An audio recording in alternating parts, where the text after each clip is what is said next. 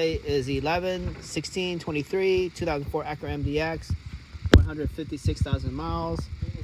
We got a random misfire code P0300 and then a 65432 and a 1. So all of them.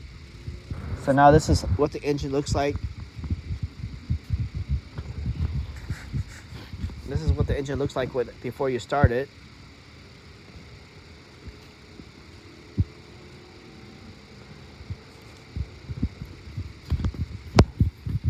And now we're going to run the car.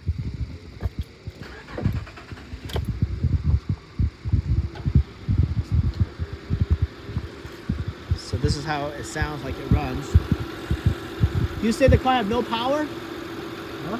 No good? Oh, good? No.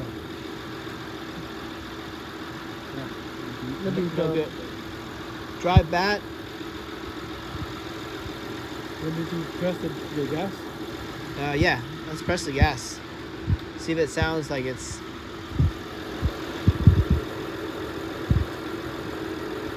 No. Shaking badly. Okay. Shaking badly.